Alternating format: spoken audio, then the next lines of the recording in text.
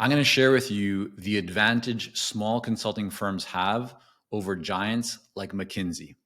Ethan Raciel wrote The McKinsey Way. I'm sure you're all familiar with who McKinsey is, often known as the firm. Now, the author says that most McKinseyites are generalists.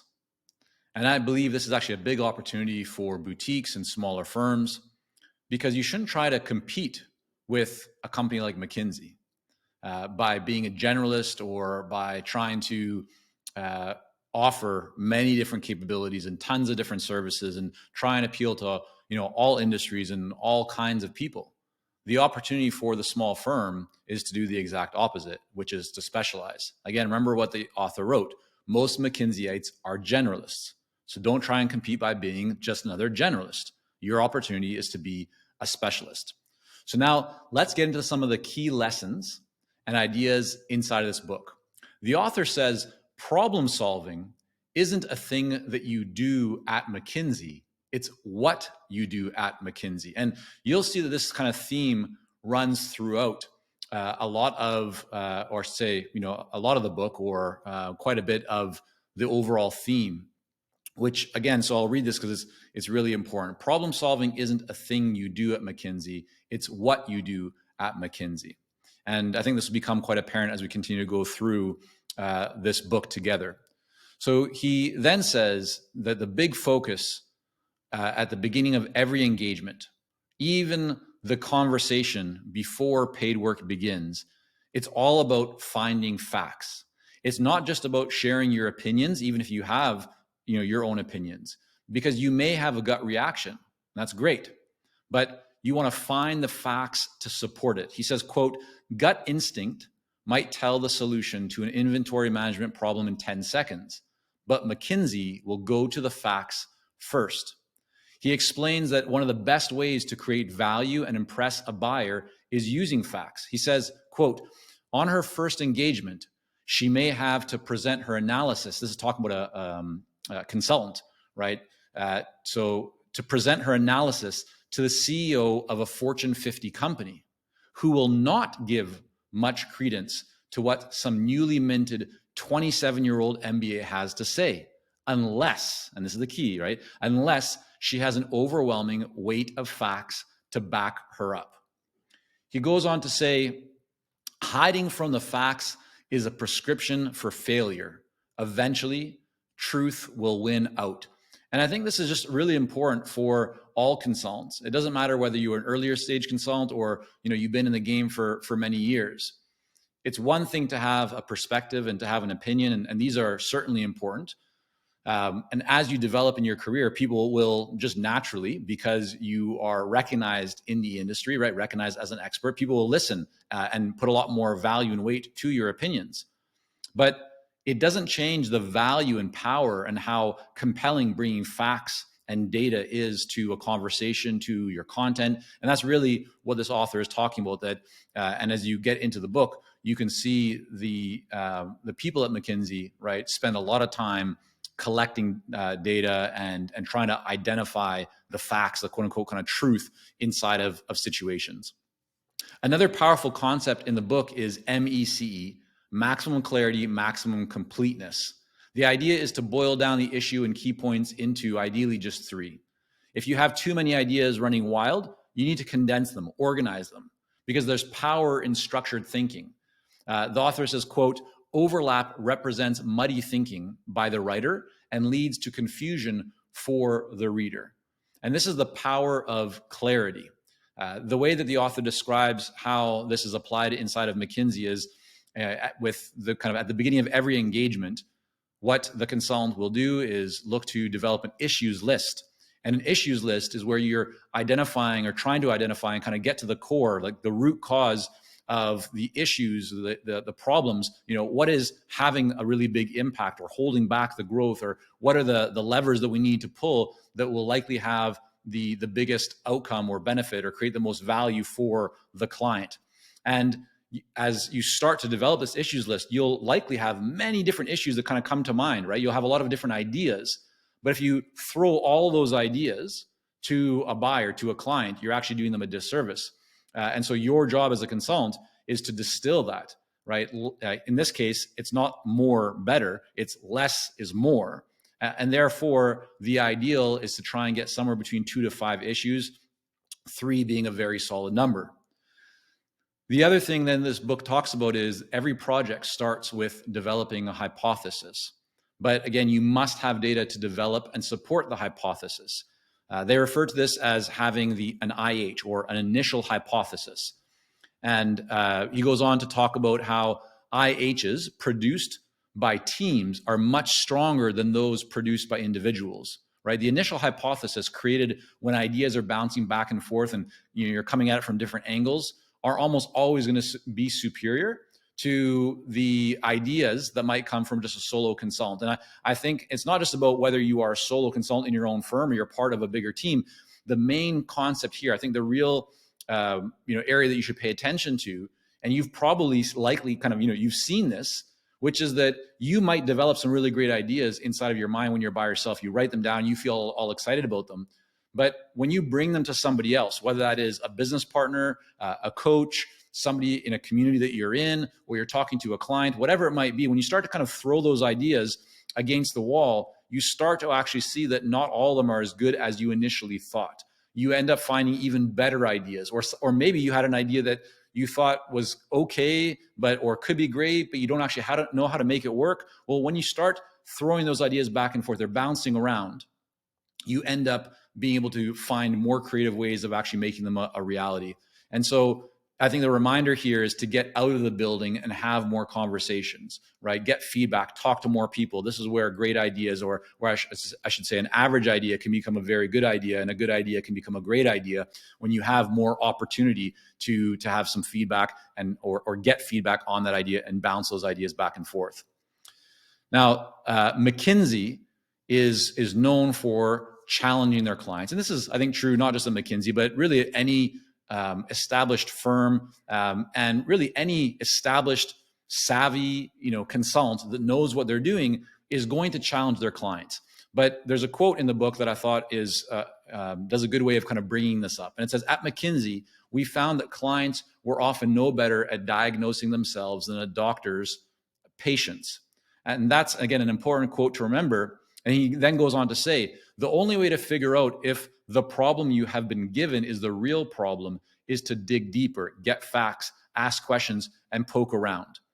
An earlier stage consultant, when a client asks them to do something, or a client says, this is what we need, this is the problem, an earlier stage consultant might hesitate to say, well, I don't know if that's actually the case, or let's back up here, or let's just go a little bit deeper before we move forward on that, right? An early stage consultant is often just ready to jump at anything that a client says because they don't want to disappoint. They don't want to ruffle feathers. But again, that's not why you're being brought in. That's not why you've been hired. That's not why you've been put into kind of the position or trusted as a partner. Because ultimately, even though you might think that's what the client wants, the client truly wants the outcome. And that outcome is usually not going to come from just following what the client tells you to do, because if it was just as simple as the client telling you what to do, the client could just do it themselves or get somebody internally to do it. And so they really do need, a solution or a path that is different than the one that they likely already know exists, because if they knew the right optimal path, right, they would likely have already gotten it done. So this is important to remember because, again, as a consultant, you're being brought in for your expertise. And if you simply accept what your client tells you they want, and do that without getting all the facts and asking questions and digging, you're actually doing a disservice to your client. And ultimately, you could also be doing a very serious disservice to your reputation. Because if you are known as somebody who just says yes to everything and cannot deliver the outcome that both you and the client desire, that's not going to be very good for your reputation. That's not going to lead to successful outcomes and projects, and therefore you won't be getting referrals. It's hard to build case studies, testimonials, right? It's kind of like this whole wheel and cycle that, right, ends up not producing what you want over and over again. So then the question is, how do you respond when a client is pushing you in the wrong direction? And there's some really great examples of language in this book. It says, you asked me to look at problem X, but the real impact on your performance will come from solving problem Y. Now, I can solve problem X if that's what you really want, but I think it's in our interest to focus on Y. You can hit the rewind button on that, listen to it again if you'd like, but I think it's especially important that the way this is positioned is that you're not saying, no, I can't do that. You're talking to the client and saying, I understand what you're saying, but here's what I'm seeing. And if we're still aligned as partners on this outcome that we've initially decided on together, this path, which is not the initial path that you might be thinking, is it going to produce the results that we both want? Another great quote is, don't let a strong initial hypothesis become an excuse for mental inflexibility. He says, no matter how brilliant, insightful, and original you may feel your initial hypothesis to be, you must always be prepared to accept that the facts may prove you wrong. This book gives examples that highlight the importance of asking questions, getting data, and the power of 80-20. For example, when McKinsey worked with an investment firm and their trading desk, they found that 80% of sales came from 20% of brokers. They also found that 80% of orders came from 20% of customers. And they found that 80% of profit came from 20% of the traders who were trading stocks, equities and so forth in the markets. This kind of 80-20 shows up in every aspect of life and business if you know how to look for it. And both Richard Koch and Perry Marshall have done great work to expand on this concept. The author says, don't boil the ocean. And what he means by that is that you will be gathering a ton of data, right? And this is something that they do a lot at McKinsey and larger firms. They will have internal databases or databases they pay for that give their teams access to all kinds of facts and statistics and data and case studies and examples. And it'd be very easy to take all that and throw it at your client, but that's not going to produce the outcome that you or they want. A story that I share with our clients sometimes is that we had a client in our Clarity coaching program that used to deliver their clients with a 150-page report, beautifully designed, all the details. But the question is, what do you think a client does when they get a 150-page report? Nothing, right? It's too much to consume. It's too hard to take 150 pages and turn it into an actionable plan, like something you can really move forward with. And so instead, we worked with that client and helped them to turn that 150-page report into a 15 or 20-page report. That became much more actionable. The result was that the client implemented more of it and therefore was more successful, which was a win for both sides. And our client ended up being able to see significant ongoing business as a result of that initial project, because the client took more action, which means they got better results, which means they want to do more and more right with that consulting firm. Consultants, right, can be long-winded. When you are gathering a lot of information, when you have many years of experience and expertise, it's just easy to have a lot to share, right? And many consultants, we've certainly seen this with many of our clients, are like teachers, right? They want to make an impact. They love helping people. They want to teach. They want to share. They want to educate. But you need to pull that back a little bit. And Procter & Gamble is a great example of this, right? P&G has in the past, may still today, tell its managers to write one-page memos. So the idea is not to write something up that might be 10 pages, but condense it into a one-page memo. And when you're sharing recommendations with clients, right, give them like 3 ideas, tops. Start with the highest priority and the ones that are going to have the biggest payoff. Don't share all the details underneath each of those ideas. You can do that when there's more time, but get right to the point. Say, here's the top 3 ideas. Here's the first one, and we believe will have the biggest impact, right? 1, 2, 3, and then see what resonates with your client and go deeper and explain more, right? Have a conversation, but don't draw things out too long. Get right to the point. It's impossible to do everything yourself all the time. If you don't leverage the other members of your team to solve these problems, you are wasting valuable resources. Here, the author is talking about leveraging and working with other members of your team, and specifically what they do inside of McKinsey. But I think the idea here for any solo consultant or small firm owner is to focus on where you create the most value. It's easy to get kind of drown or pulled down or weighted trying to do too many things yourself. And if you're spending too much time doing all kinds of things, it likely means that many of those things are going to be lower value activities. They're not creating or producing the highest value that you have the potential to do. And this is why it becomes so important not to try and do everything yourself. Delegate, whether it means you are bringing on some freelancers, contractors, part-time, full-time, whatever structure that might be in. Don't try and do everything yourself. It's really going to slow down your progress. Figure out where you create the highest value and lean into that, and then work to delegate the rest.